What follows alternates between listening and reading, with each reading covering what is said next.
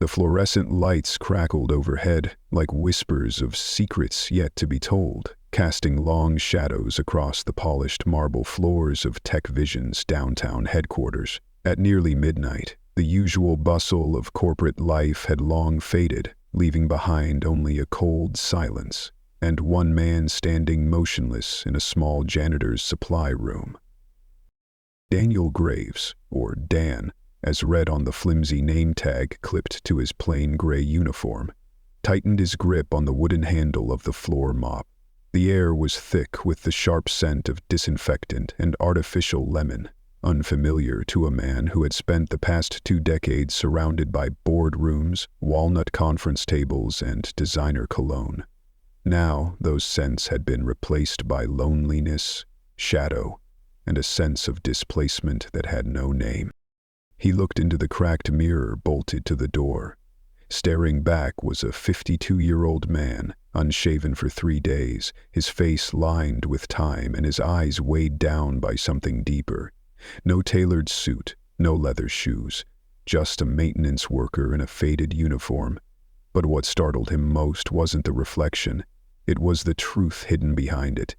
He was Daniel Graves, founder and CEO of Tech Vision, a global tech empire employing over 14,000 people across 12 countries. A warm voice behind him broke the silence, pulling him from his thoughts. "You planning to stare at yourself all night, or are you gonna get moving?" Daniel turned around. Standing in the doorway was Luis Marquez, the night shift supervisor, with salt and pepper hair and eyes shaped by 1,000 late nights.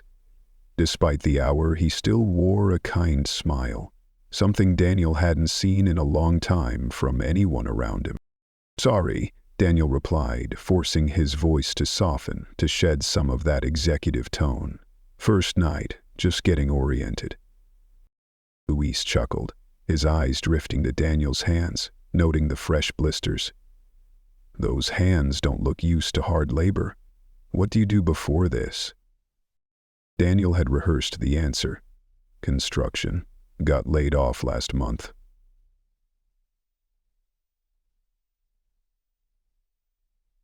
Less detail, had less month. He kept it brief. Less detail, less month. He kept it brief. Less detail, less month. He kept it brief. Less detail, less month. He kept it brief. Less detail, less month. He kept it brief. In reality, this entire operation had been the board's idea, a desperate effort to bridge the growing gap between corporate leadership and the workforce. "You can't fix what you don't understand," one member had said, but what they didn't know was that Daniel had a second reason, one more private and painful. Somewhere in this building, probably right now, a 13-year-old boy with eyes that could see was studying with a special tutor, his son, Noah. Despite living under the same expansive roof, he and Noah had grown into strangers. Daniel was always working late, always missing dinner, always saying, "Next time." And every time, he could feel his son slipping further away. Luis nodded without suspicion. "Well, janitorial work's easier on the back at least." "Come on, we've got the East Wing tonight." They walked together through the quiet corridors, wheels on the mop cart clicking gently against the floor. Luis pointed out problem areas and shortcuts, things only someone who had spent years quietly maintaining the building would know. As they approached a conference room in the East Wing, Daniel noticed a small figure sitting alone, hunched over a book. Luis slowed, his voice softening. "Thanks, Noah. Not my biological son, but you'll understand." Daniel froze. His heart pounded. "Noah? That couldn't be." Yet when Luis tapped on the glass and the boy looked up, Daniel knew instantly. Those were her eyes, his late wife's eyes. The eyes that once made him believe in something beyond business. Noah's gaze drifted across the room without focus. He couldn't see. He had been blind since birth. Daniel's throat tightened, a flood of guilt and yearning rising inside him. In that moment, he wasn't a CEO, not a visionary, not a success story. He was just a father, aching to reach out to his son and terrified to face the distance he had created. The boy spoke with careful pronunciation, the voice of someone who had learned to interpret the world through sound, not sight. "I know a Graves." Daniel swallowed hard, his heartbeat thundering in his ears. He wanted to rush forward, to embrace him and say, "I'm here, son, I never left." But instead, he kept the role alive. "Damn, nice to meet you." Louise sat beside Noah, gently scooting his chair as not to startle him. "What are you working on tonight, champ?" Noah placed his fingers over the raised dots on his page, his movements smooth and deliberate, like a musician playing a familiar tune. "Mr. Peterson gave me extra geography. I have to memorize the West Wing layout for tomorrow's test." Daniel watched, speechless, as Louise patiently guided Noah's hands over a braille map of the building. The way he spoke, calm, supportive, present, was everything Daniel hadn't been. Each moment passing became a needle, pricking at the hollow spaces where memories should have been. "Mr. Peterson says I need to be independent," Noah said with quiet pride. "Dad says that too." Louise paused, and when he spoke again, there was a subtle sharpness to his tone. "While your dad doesn't know everything, sometimes being independent means knowing when to ask for help." Then came the question, so soft, so simple, yet it landed like a blow to the chest. "Will Dad be back tonight?" Louise glanced at Daniel, just for a second, but in that look was 1,000 unspoken words. "He's very busy, Noah. Lots of important meetings." "I know," Noah replied, his voice dipping. "He's changing the world with technology." Daniel's stomach twisted. That phrase. He had said it himself, maybe to soothe his own guilt. But now, hearing it repeated back by the very child he had abandoned in pursuit of ambition, it sounded hollow. Louis said nothing.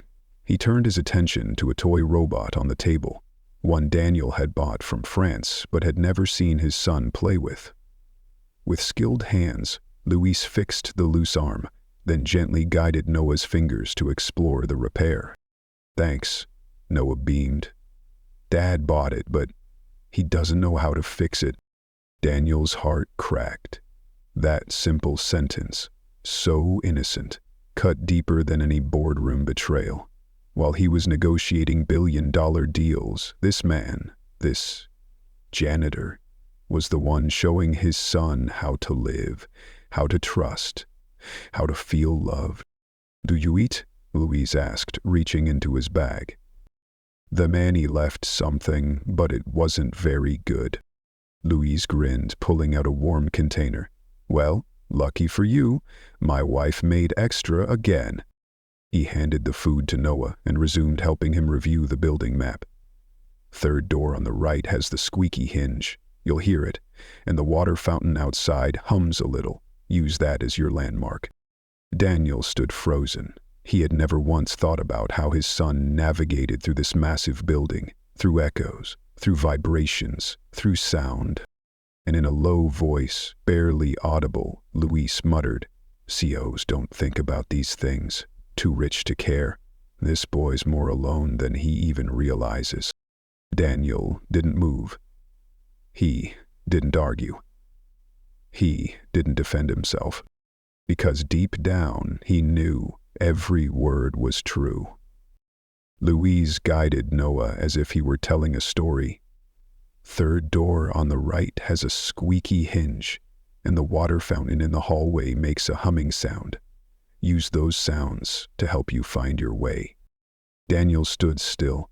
A part of him wanted to step forward, to wrap his son in a tight embrace, to apologize for all the years he'd been absent. But another part was afraid that revealing the truth would shatter the safe space Louise had quietly built for Noah. Louise leaned in and whispered just loud enough for Daniel to hear. "CEOs don't think about things like this. Too rich to care. This kid is lonelier than even he realizes." Each word cut into Daniel like a blade. He wanted to shout, "You don't understand. I've tried. Every day, raising him alone, running a company, surviving grief." But instead he said nothing. He stood there, silent, and for the first time in years, he truly listened and felt the weight of what he had lost. "I should finish my homework," Noah said, wiping his mouth with a napkin and reaching for his Braille textbook. "Right you are. Keep at it, little hero." Luis stood, encouraging. "I'll come back to check on you in about an hour. Dan and I need to clean the executive offices tonight." Noah's face lit up, his sightless eyes filled with curiosity. "You're going to my dad's office? Could you tell me what it looks like?" Luis glanced at Daniel, who quickly looked away, as if even a glance might break the fragile disguise he was clinging to. "Maybe, if we have time," Luis said vaguely. They left the room and walked in silence, their footsteps echoing down the long corridor. Daniel pushed the mop without thinking, each stroke clearing a bright path under the lights shining beneath the company logo he had built from the ground up. And now he was scrubbing its floors under a false name, in the very building where he once stood on stage as a celebrated visionary. Luis broke the heavy silence with a gentle, thoughtful comment. "He's a great kid, smart. He just needs someone who really sees him." Daniel swallowed hard, saying nothing. "His dad's the CEO, right?" Luis went on, his tone hardening. "Daniel Graves, tech genius. So busy building the future he forgot how to live in the present." He shook his head. "I shouldn't talk like that. The man signs my paycheck. But that kid deserves better." Each word stung like a paper cut, deep and lasting. Daniel kept mopping, each stroke a quiet attempt to outrun the emotions rising in his chest. He wondered if a life could be cleaned the way grime is, if years of absence, broken promises, and missed moments could ever truly be wiped away. "You don't talk much, Dan," Luis noted with a hint of humor. Daniel forced a smile. A small one, but genuine, just listening, and for once he wasn't listening to respond, he was listening to understand. 3 weeks had passed since Daniel began his undercover mission. By now he had found a rhythm with the night shift crew, people he once knew only through organizational charts and labor cost spreadsheets. His hands, once soft from expensive hand cream, had grown calloused. The janitor's closet no longer felt foreign. Every rag, every spray bottle, every broom had become familiar. Luis remained cautious, but the caution had softened into a quiet trust, built not on words but on silent moments of shared labor, of working side by side through the night. One evening, while emptying trash in the south corridor, Luis nodded toward the elevator that led to the executive floor. "Ever wonder what those guys up there really do?" Daniel paused mid-mop. "Who?" "The big shots. Corner office guys, sipping espresso while we scrub their trash. You think they ever think about us?" Daniel chose his words carefully. "Maybe. A few of them do." Luis snorted. "Yeah, the day Daniel Graves thinks about janitors is the day I hit the lottery." He nudged a crumpled paper cup near the bin. "This building's got over 2,300 employees. I'd bet he couldn't name 5 of us on the cleaning crew." Daniel lowered his head, not to argue, but because Luis had struck a nerve. Before this assignment, he couldn't name a single custodian. To him, they were invisible. Background figures in the portrait of corporate success, necessary, but unseen. "Maybe he has other priorities," Daniel offered weakly. "Oh, he's got priorities all right," Luis muttered, bitterness lacing his voice. "Private jets, magazine covers, mansions on the hill. Everything but what really matters." Daniel wanted to defend himself, to explain the crushing responsibility of running a multinational company, the weight of thousands of livelihoods. But he said nothing. Sometimes, silence is the only honest response. The late-night cleaning shifts that overlapped with Noah's tutoring sessions had become the highlight of Daniel's week. 3 times a week, his son waited patiently in a quiet conference room surrounded by braille books and specialized devices, tools Daniel had approved, without ever watching his son use them. Tonight, while Luis went to retrieve a special cleaner for a stubborn coffee stain, Daniel remained alone with Noah. For the first time, there was no one between them. No buffer, no disguise. Only a father standing before his son, separated not by space, but by choices he had made. The silence between them wasn't just quiet. It was heavy, packed with years of unspoken truths, like dust gathering in corners, untouched.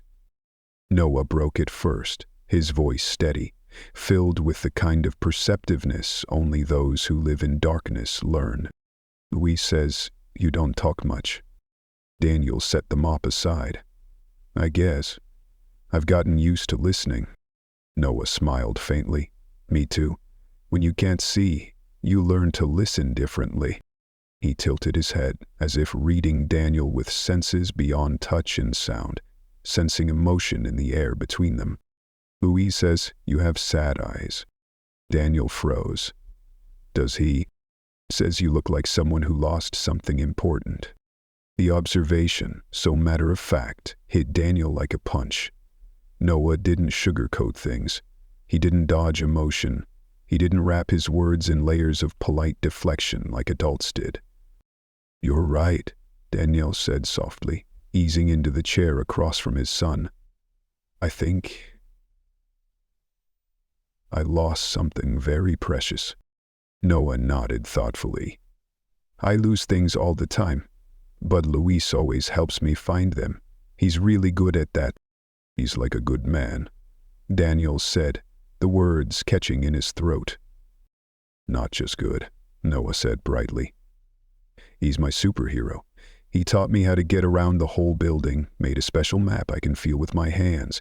He even showed me the secret shortcuts." A lump formed in Daniel's throat. It had been a long time since he'd felt this particular mix of shame and gratitude, both overwhelming and humbling. The next question slipped out of his mouth before he could think it through. "And what about your dad? Isn't he a superhero too?" Noah's expression shifted. The brightness faded into something quieter, more serious. It was as if a mask had been gently lifted, revealing a boy with a maturity far beyond his years. "Dad is important. He builds machines that help people see better, talking computers and stuff, but..." He shrugged slightly, voice lowering but no less sincere. "Luis makes me feel seen." The words hit Daniel like a blow to the chest. Over the years, he'd poured millions into assistive tech for the blind. He thought that was how he showed love to Noah, by building tools to make up for what his son was missing. But Noah didn't want to be improved. He didn't want gadgets or solutions. He just wanted to be present, to be heard, to be seen. At that moment, Luis returned, carrying the sharp scent of industrial cleaner and the calm ease of someone who'd never needed a title to lead. "Everything good in here?" Noah immediately perked up, his voice cheerful. "I was just telling Dan about superheroes." Luis laughed, ruffling the boy's hair with effortless affection, an action that made Daniel realize, painfully, how long it had been since he'd done the same. "The homework done yet, kiddo?" "Almost. Will you help me with the science part later?" "You got it." Luis turned to Daniel. "We should finish the east hallway before our break." As they walked in silence, Daniel's mind churned. The closeness between Noah and Luis was like a mirror, reflecting the painful distance between himself and his son. When was the last time they'd laughed together just for the sake of it? When had he last hugged Noah without it being a greeting or a goodbye? When had he last really talked to him, not about grades or schedules or what time the car would pick him up, but about anything that mattered? By 4 o'clock a.m. the shift ended.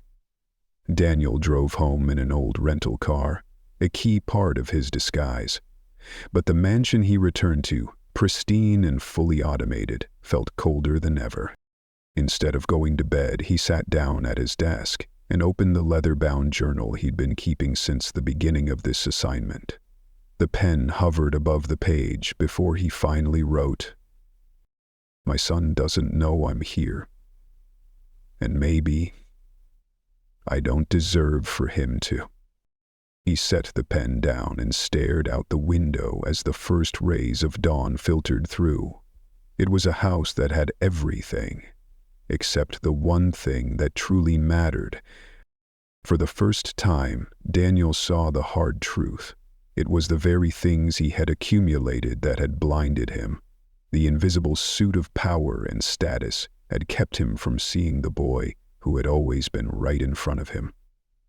And only by becoming the lowest-ranking employee in his own empire had he learned the simplest truth of fatherhood. Sometimes, being seen is more important than helping others to see. The supply closet on the third floor, once just a cramped rest stop, had become the first place in Daniel's life where he truly woke up. Louise had discovered it years earlier, spacious enough for 2 folding chairs and conveniently out of the security camera's view. It had become a quiet refuge for night staff, a place where privacy meant safety, and safety meant dignity. During their midnight break, Daniel now found himself sitting across from Louise, peeling back the wrapper of a plain sandwich. Louise was unwrapping a foil container of steaming tamales. "My wife's specialty." Louise grinned, offering one to Daniel. "Maria says I'm too skinny." Daniel accepted with both hands and nodded gratefully. One bite in and he paused. The flavor was humble, rich, soulful. It wasn't flashy, but it stirred something in him that no gourmet dish ever had. Perhaps because this food was made with care, not obligation. "Got a family, Dan?" Louise asked between bites. Daniel hesitated. A simple question, but it required an answer that wasn't. "Not anymore," he said quietly. Louise didn't pry. His eyes softened, absorbing more from the silence than from the words. "I get it," he said gently. "I lost my daughter 8 years ago. Cancer. Some wounds, they never really heal. They just become part of you." Daniel placed the sandwich down. His throat tightened. "I didn't know." "How could you?" Louise shrugged. "Sophia was 12, smart as anything. She used to say she'd be a leader someday. Honestly." He smiled wistfully. "I think she would have been." There was a moment of silence before Louise continued, his voice deeper. "After she died, I couldn't stand being in that empty apartment during the day, so I took this night job. To stay busy, to keep my mind from spiraling." Daniel swallowed hard. In boardrooms, he could speak for hours, command attention, drive strategy, but here, in the presence of real pain, his words felt clumsy, useless. Louise shifted the topic, but not gently. "What about you?" "My wife died in a car accident 5 years ago." It was the first real thing Daniel had admitted about himself since the mission began, and saying it felt dangerous, but also strangely freeing, like a door in his heart had opened just a crack. Louise nodded, staring into the distance. "So, that's why your eyes are so sad. Noah wasn't wrong." Daniel looked away, unable to bear the intimacy of being seen so clearly. "You know," Louise added, "I see Noah more than his dad does, 3 nights a week, because the CEO thinks more tutoring will make up for not being there." Daniel clenched his fists slightly, his throat raw. "Maybe his dad is trying his best," he offered feebly, his own words tasting hollow. Louise let out a dry chuckle. Not bitter, just resigned. "His best? The man's brilliant, right? So why can't he work from home once in a while, show up for a school event, learn Braille and read to his own kid?" He shook his head. "Kids don't need silver spoons, they need steady hands." Silence settled again, but this time it wasn't empty. It was truth making its way into Daniel's heart. Wordless, weighty, undeniable. Louise spoke again, softer this time. You should hear that boy when he talks about his dad. Always says he's solving problems, changing the world with technology. Noble mission, huh? But there's a 13-year-old boy whose world needs changing first. Daniel felt the weight of each word like an anchor in his chest. He had always believed that love meant providing the best tutors, the best tools, the best future. But, in the quiet hum of a janitor's closet, those beliefs now sounded hollow. Louise paused before sharing one final memory, his voice dropping. Once I had to take Noah to the emergency room. Allergic reaction. I called his dad's office. The secretary said. He paused, his voice lowering. Ellie said. He was in a meeting and couldn't be reached. Louise emphasized each of those last words. Couldn't be reached. A child struggling to breathe. And his father. Couldn't be disturbed. Daniel closed his eyes. A wave of guilt surged through him like icy water, drowning every ounce of logic. He didn't sleep that night. What meeting is more important than your son gasping for air? Luis's question echoed in Daniel's mind like an ice-cold slap of reality. The memories of that day came flooding back, sharp, painful. He had been in Singapore, negotiating a multi-hundred-million-dollar acquisition. His assistant had briefly mentioned a minor health issue with Noah, said it had been taken care of. Daniel had nodded, mentally reminding himself to call after the meeting. But he never did. The numbers, the signatures, the glowing lights of success had swallowed the thought whole. Now, under the stark humming light of the break room, Luis continued, unaware that each word was slicing through the man across from him. Made Forbes this month. Great article about the tech pioneer changing the way we interact with the world, Louise said with a bitter chuckle. Too bad he can't figure out how to interact with his own son. Daniel stood up abruptly, the air around him suddenly too tight, too heavy. He needed space, not from Louise, but from the truth that was suffocating him. Sorry, Louise said quickly, stepping back, guilt creeping into his voice. I know this doesn't have anything to do with you, I just can't help it. That kid deserves a better father. Daniel leaned against the wall, trying to steady his breath. No, you're right, he finally managed. He does.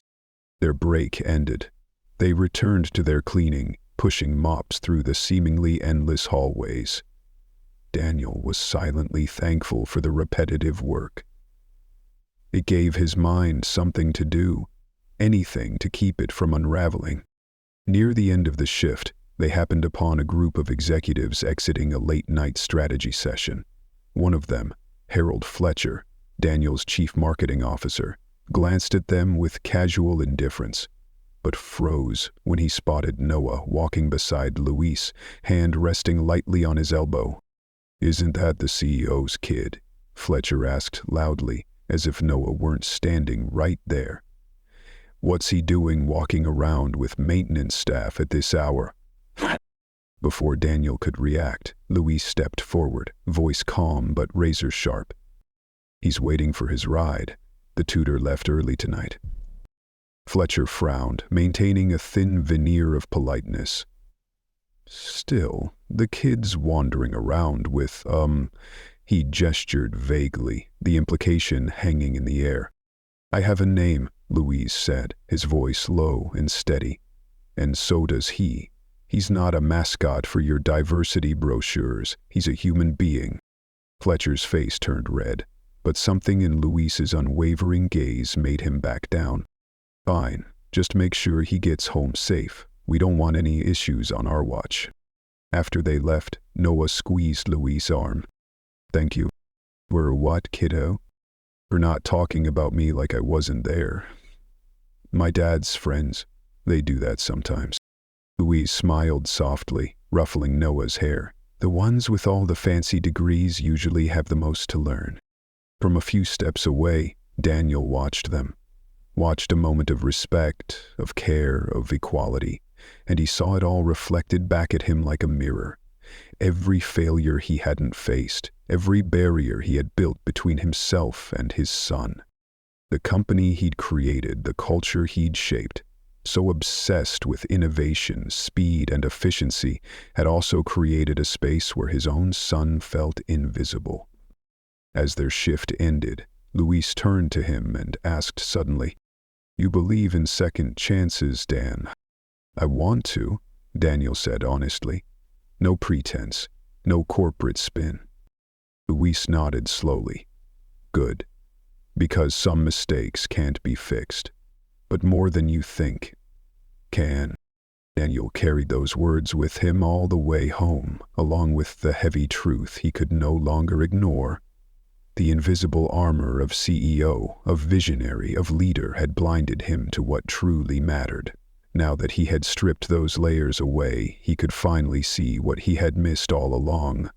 A boy who didn't need technology. He needed a father. 2 months into his undercover assignment, Daniel noticed real change, not in the company, but in himself. His hands, once trained for boardrooms and keyboards, now moved confidently through the rhythm of manual labor. His shoulders, once tense with strategic pressure, had learned to relax. He no longer thought like a CEO. He was beginning to feel like something else entirely.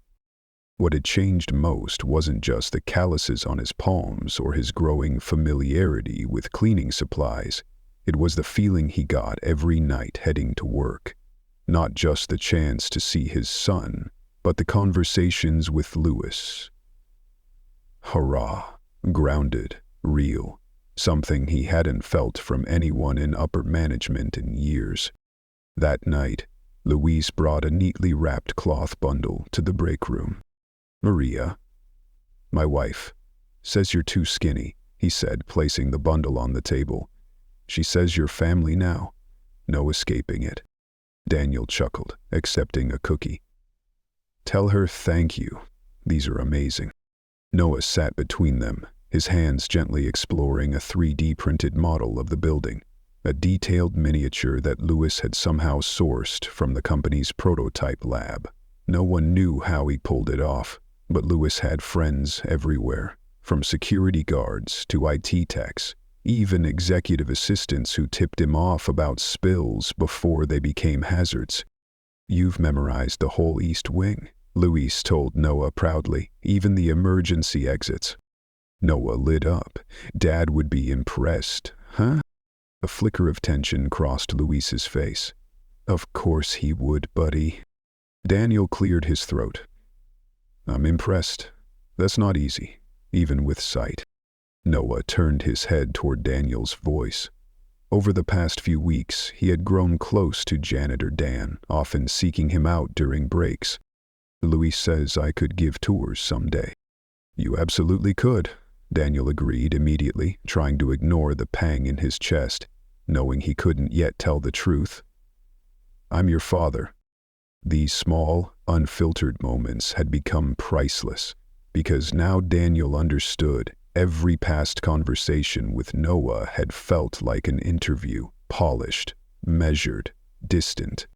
But here, in this quiet room, just a man and a boy, he had finally been allowed to be something else. A father without a title. Then the door opened. Harold Fletcher entered, followed by Vanessa Miller, head of HR. Their presence at midnight instantly shifted the atmosphere. "There you are," Fletcher said, eyes locking on Noah. "We've been looking all over." "Is something wrong?" Luis asked, instinctively stepping forward to shield Noah, like a real father would. Fletcher ignored him, turning to Noah. "Your father's assistant called. The car is waiting to take you home." Noah frowned. "But I still have another hour of study." "Plans changed." Fletcher cut him off coldly, then turned to Luis.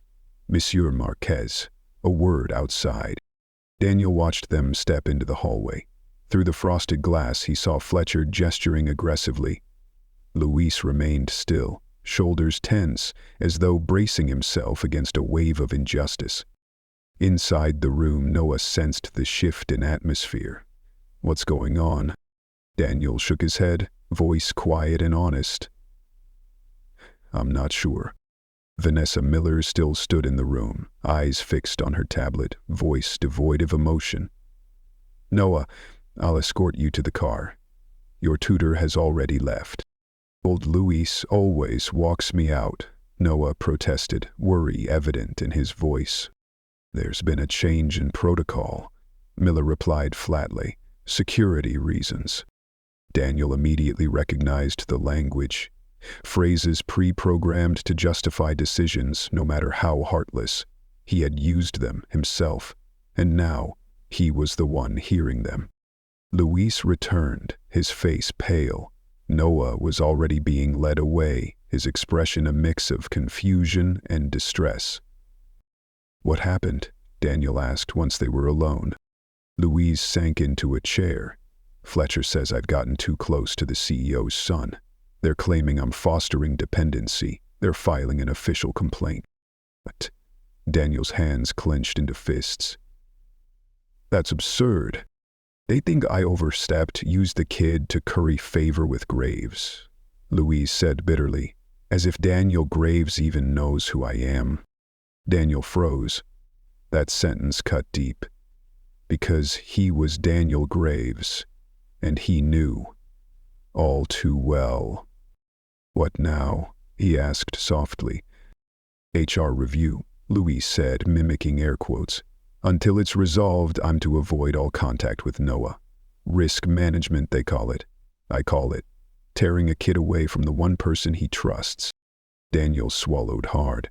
He had written policies like this, meant to preserve productivity, to protect the company. But now he saw them for what they were. Tools that could destroy the very human connection his son relied on. You haven't done anything wrong, Daniel said, his voice firm. Luis looked up, surprised by Daniel's conviction. It doesn't matter, Luis muttered, shaking his head. Guys like Fletcher make the rules. Guys like us, we just follow them. Not always, Daniel said quietly, but his eyes burned with resolve. The next day, Noah returned with his tutor, clearly unsettled. Daniel was mopping nearby when he heard the boy asking over and over, "Where's Luis? Why isn't he here?" "He's working another section tonight," the tutor said, hesitating. "Older, but today's Wednesday. He always helps me with the building map on Wednesdays." "I can help instead," the tutor offered. "It's not the same," Noah replied. His voice wasn't just disappointed. It held the shape of something deeper, the beginning of grief. Noah says Luis always explains things in a way that helps him truly see them in his mind. Later, during the mid-shift break, Daniel found Noah alone in the conference room. The boy's face bore the forced calm that blind children often learn early, a mask to hide their emotions. "Hey," Daniel said gently. "Mind if I sit with you?" Noah didn't answer right away. He just nodded faintly, his fingers tracing the same line of braille again and again, not reading, just distracted. "Luis isn't here tonight," he finally said. "No one will tell me why. Everyone just avoids saying anything." Daniel sat beside him, heart heavy. He chose his words carefully, as if walking a tightrope. "Sometimes adults make decisions that don't make any sense." Noah turned toward him, voice growing quiet. "Did he quit? Did my dad fire him? Was it because of me?" Daniel's heart sank. His voice cracked like breaking glass. "No, none of this is your fault. And Luis didn't quit. He's still here, just working in another area for a little while." Noah lowered his head, his shoulders slumping. "First Mom, then Dad's always busy. Now Luis is gone too." Daniel didn't think. He simply reached out, gently covering Noah's small hand with his own. "It hasn't gone anywhere," Daniel said softly. "It's just that some people may have perfect eyesight but still fail to see what really matters." Noah turned his face toward him. Though blind, his gaze seemed to pierce straight through. "You sound different when you talk about important things," he observed. Not accusingly, just truthfully. Daniel froze. He could feel the edge of the truth like a cliff beneath his feet. "What do you mean?" "I don't know," Noel said. "You just sound like you're hiding something, like you know me better than you let on." A dangerous moment passed between them, silent but full of things unsaid. Daniel felt like a single sentence could unravel everything, but then Noah pulled his hand back and returned to his Braille book, as if he too had sensed they'd gone too far. Late that night, Danielle found Luis in a rarely used storage room. He was methodically organizing cleaning supplies, trying to impose order on the chaos inside him. "Apparently this is my new station," Luis said without looking up. "Far away from the executive offices, just like they wanted." "Fletcher's a fool," Daniel blurted out, no longer pretending. Louise looked up, surprised. "Careful, talk like that could get a janitor fired." "Noah asked about you today," Daniel said, leaning against a metal shelf. "He misses you." Louise's movements paused. "Did you tell him adults sometimes make dumb decisions?" "I told him exactly that." A faint, wistful smile crossed Louise's face. "You know, Dan, you're not who I thought you were. Sometimes you talk like someone who's used to being listened to." Daniel tensed. He knew he had revealed too much. But Luis didn't wait for an answer. "Just because we hold a mob doesn't mean we don't think." Daniel nodded slowly. "That's true." Luis turned back to his supply box. "Thanks for checking on Noah." As Daniel walked out of the room, he realized something inside him was shifting. The line between Daniel Graves, the CEO, and Dan, the janitor, was beginning to blur. Deep down, he knew it wouldn't be long before he had to choose who he truly wanted to be. Passing by the executive boardroom, he caught a glimpse of Fletcher and a few other top executives lounging in their leather chairs, sipping coffee and laughing about next quarter's growth strategy. Watching them, something began to crystallize inside him, an unnamed feeling, but one more real than anything he'd felt in years. What began as a covert HR strategy, a way to understand the organization from the ground up, had become something entirely different. A mirror, one that reflected not just the man he had become, but the father he had failed to be. A company-wide swaz scheduled for 10 o'clock a.m. The timing was sudden, the agenda unclear, and attendance mandatory. Rumors spread like wildfire across TechVision, from the engineering labs to the customer service floors. Layoffs? A merger? Was the CEO stepping down? In the executive bathroom, Daniel stood in front of the mirror. It reflected a man in a perfectly tailored gray suit, but that was just the surface. After 12 weeks living under the name Dan the Overnight Janitor, he was no longer the man who once stood on the TED stage talking about disruptive innovation. He had changed, and for the first time in years, he wasn't hiding it. He brushed his hand across his freshly shaved face, clean, polished, but unfamiliar. 2 hours earlier, he had sent a detailed plan to the board, outlining what he was about to do. Their responses had ranged from nervous to outright alarmed, but Daniel no longer cared about stock prices or investor sentiment. Some things mattered more. And he was ready to prove it. "Sir, we're ready for you." His executive assistant knocked lightly on the door. "The auditorium is packed. Your special guest is in position just as you requested." Daniel nodded and stepped out, not with the confidence of a CEO, but with the quiet resolve of a man finally ready to tell the truth. Downstairs, the main auditorium buzzed like a shaken beehive. Over 3,000 employees filled the seats, with thousands more watching via live stream from satellite offices around the world. At the center of the stage, beneath TechVision's towering logo, stood a single chair beside a podium. In the back row, Luis slouched low in his seat, eyes distant. The HR investigation was still technically open, but the message had been loud and clear. He had been reassigned to the company's warehouse across town. Not a demotion on paper, but everyone knew what it meant. Don't get close to the boss's kid. Luis hadn't told Noah yet. How do you explain to a 13-year-old that sometimes kindness gets punished? Just because it doesn't follow protocol. The lights dimmed, the chief operating officer stepped onto the stage with formal authority. Thank you all for being here.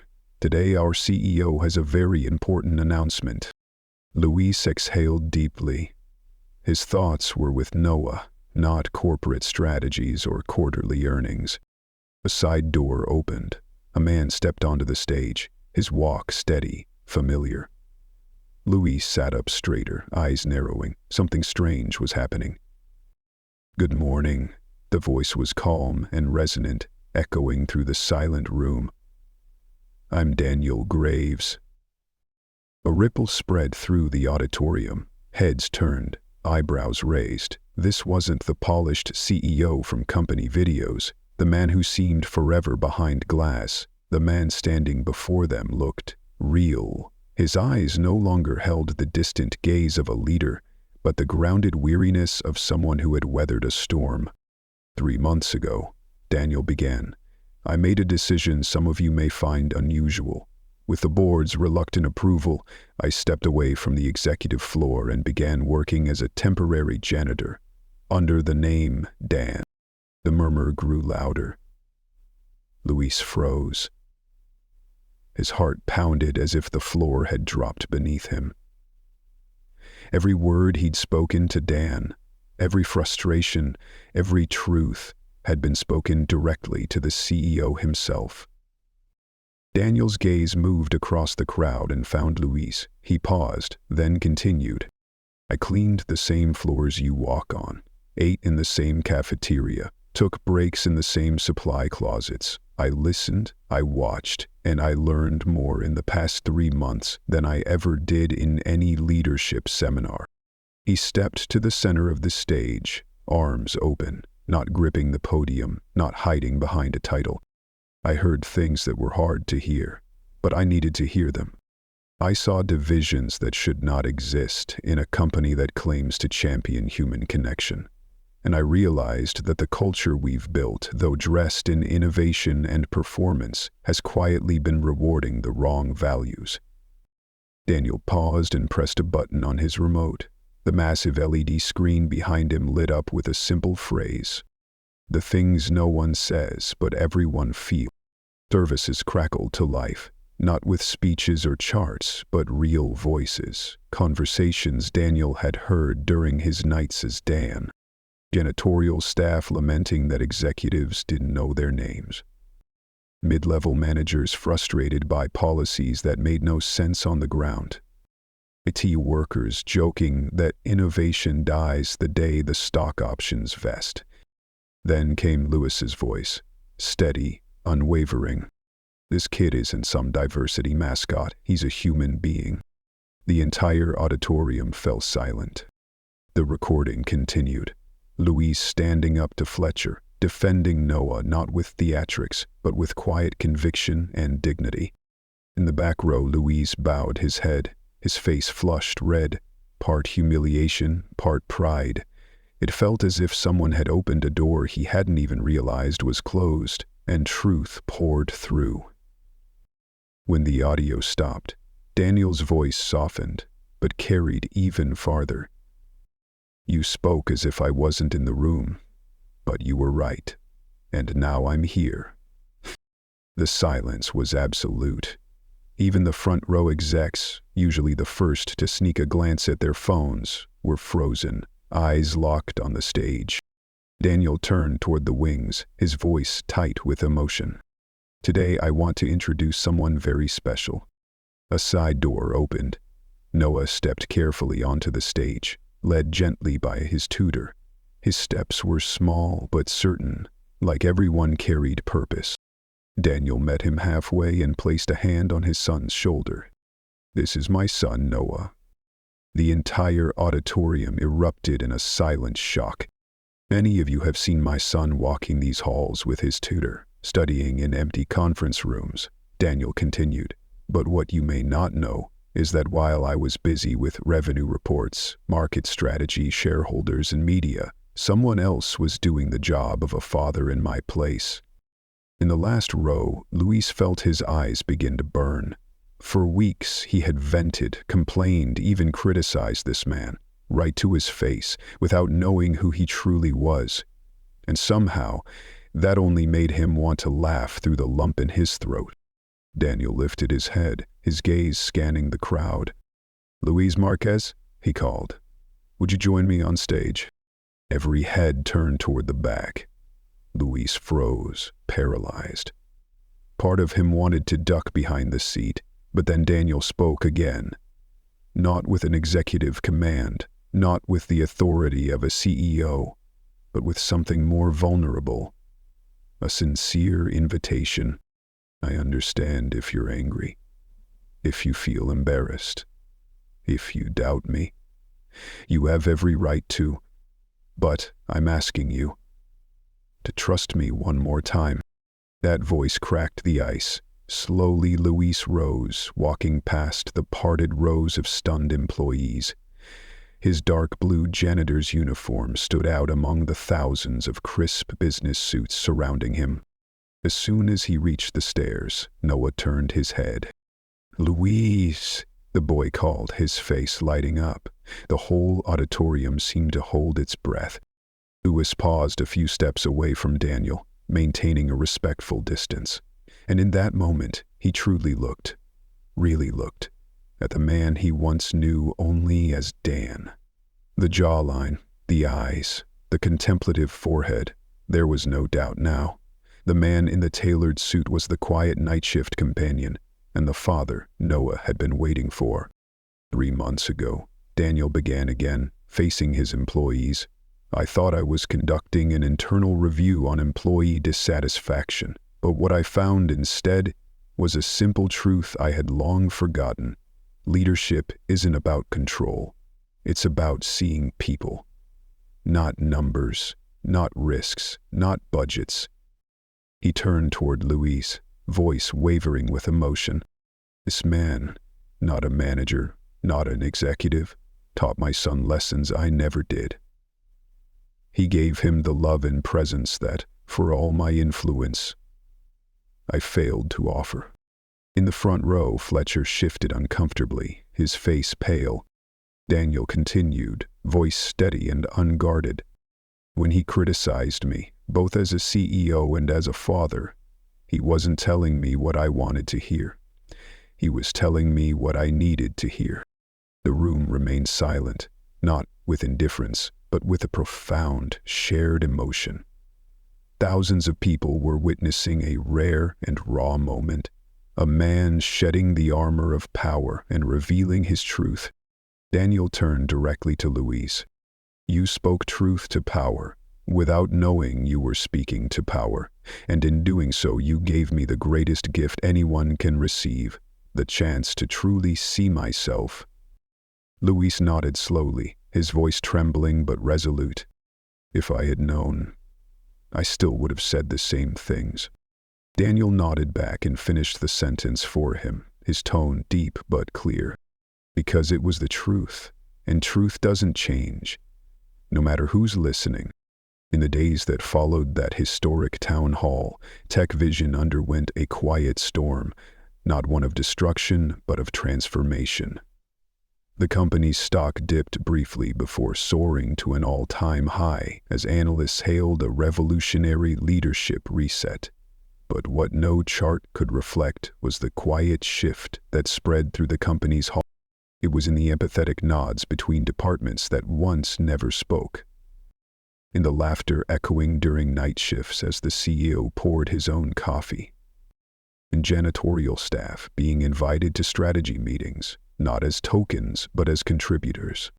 2 weeks later, in his new office, now stripped of imposing artwork and the grand mahogany desk, Daniel reviewed the final draft of the company's new organizational chart. The glass wall that once separated him from everyone else had been replaced with an open archway, sunlight, People and real life now flowed through without obstruction. A soft knock broke his concentration. "Come in." Louise stepped inside, visibly uncomfortable in business casual, a white shirt, khakis. He looked like any other mid-level manager, but his posture still carried the quiet dignity of Luis the night shifter. "You wanted to see me? Have a seat." Daniel gestured toward the chair opposite his new, simple desk. No glass, no distance, facing the door instead of the city skyline. Louis walked in slowly, glancing around the now personal space filled with team photos. Most notably, one of the night janitorial crew from Daniel's final shift as Dan. "I'm still not used to all this," Louise said with a nervous chuckle. "Neither am I," Daniel replied, smiling warmly. After the town hall, Daniel had braced for many outcomes, including Louis never speaking to him again. But instead, Louis had chosen to listen. That grace had humbled him more than any investor meeting ever could. "I've been reviewing the staffing updates," Daniel said, sliding a folder across the table, "including your new position." Luis opened it and scanned. His eyes widened. "Director of Cultural Development and Internal Ethics? You're kidding." "And completely serious," Daniel replied, smiling. "You've already been doing the job unofficially. Now you'll have the title, the team, and the authority." Louise was quiet for a long moment. Then he said, almost like a confession, "I never went to college, never studied management." "You have something more valuable," Daniel replied. "A conscience. And the courage to speak the truth, even when it's uncomfortable." He leaned forward. "And the position includes education benefits. You can enroll in any program you'd like." Luis nodded, visibly moved, then finally asked the question that had weighed on him for weeks. "Why, didn't you tell me who you were, even after HR got involved?" Daniel's gaze drifted to the photo on his desk. Noah, at age 7, sitting on his shoulders, smiling on a beach. "Because I needed to hear the truth, untainted by power or position. If you'd known I was the CEO, would you have still said what I needed to hear?" Luis paused, then exhaled. "Probably not." "That's exactly why I kept it from you," Daniel said, standing and walking toward the window. "The board thinks this was an HR experiment, but it wasn't. It was a journey to understand who I've really been, the father I hadn't become, and the leader I wasn't yet ready to be." A soft sound in the hallway made both men glance toward the door. It opened quietly. Noah appeared, his face as radiant as a small sun lighting up the bright room. "Dan." "Luis." The boy walked briskly toward them, no hesitation, no guide, because by now he had memorized every corner of this building.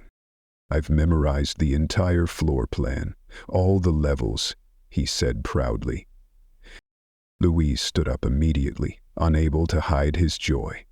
"I knew you could do it, you little genius." Noah grabbed Luis's hand, then reached for his father's and placed them together, like reconnecting a bond that had once been broken. "It's thanks to the new Braille maps you installed. Miss Jenkins even said I might start giving tours to visitors next month." Daniel gently squeezed his son's shoulder, his eyes misty. "That soon?" "Well, I had great teachers," Noah replied, his blind eyes filled with light. "We should celebrate," Daniel suggested with a smile. "How about lunch in the courtyard? I heard the cafeteria serves amazing enchiladas on Thursdays." Louise raised an eyebrow. "The CEO eating cafeteria food? That might cause another company-wide shock." "Good," Daniel laughed. "They better get used to it." The three of them, a father, a friend, and a very special boy, walked together through the hallways that had once symbolized power, but now felt warmer than ever. Employees greeted them not with the timid nods once reserved for the CEO, but with genuine smiles and eyes filled with understanding. Noah walked between the two men, one hand resting on his father's arm, the other on Luis's elbow. His steps were steady and confident, as if he were guiding them through a world only he could truly see. With his heart. Outside, under the shade of a large oak tree, they chose a quiet table. Luis pulled out his phone to text his wife while Daniel helped Noah find his seat, handling the task with the reverence of a sacred ritual. "Dad," Noah asked softly, "are you going to start being busy all the time again?" Luis paused mid-text, quietly waiting for the answer. A simple question, but it carried the quiet fear of a child too used to being left behind. "No," Daniel replied firmly. "I'm reorganizing everything. 3 days a week, I'll be home before dinner. Tuesdays and Thursdays you'll come here after school, and we'll go home together." He held his son's hand gently. "And I signed up for Braille classes. My first one is this Monday." Noah's face lit up in the sunlight. "Really? You want to learn?" "I should have started years ago," Daniel said, exhaling slowly. "But I'm starting now." Luis pocketed his phone and nodded with quiet approval, as if to say, better late than never. After they placed their orders, Noah excused himself to use the restroom, a route he'd memorized with Luis's help the week before. As the boy walked away, Daniel turned to Luis, his voice sincere. "You know, when you walked onto that stage at the town hall, I honestly thought you were going to turn everything down. I thought you'd assume I just wanted to buy your silence." Luis chuckled. "I did think that. When you asked to meet privately, I half expected you to hand me a check and a handshake." Daniel nodded, acknowledging the suspicion. "I wouldn't have blamed you. But then you said something I'll never forget. You said you taught me how to be a father without ever knowing who I was." Luis lowered his gaze, his voice quiet. "My daughter, Sophia, changed me. Even after she was gone, she kept changing the way I see people. Not by title or status, but by what they truly need. Maybe Noah did the same for you." Daniel nodded, "with your help to lead the way." Just then, Noah returned. He found Luis's hand first, then his father's. "What were you two talking about?" he asked, curious. "Sounded serious." Luis grinned. "Just boring grown-up stuff." "No," Daniel corrected gently. "We were talking about heroes." Noah beamed. "Like the ones in comic books?" Luis smiled warmly. "No, buddy, the real kind." And in that golden afternoon, beneath the rustle of oak leaves and the scent of enchiladas drifting from the cafeteria, 3 people sat together. No titles, no glass walls, no distance. Just a boy, a quiet hero, and a father learning how to listen again. For the first time in a long time, Daniel felt whole. He realized that the invisible suit he had worn, stitched from titles, achievements, and success, had blurred his vision for years. And now, with that suit cast aside, he could finally see. Clearly, and more importantly, be seen.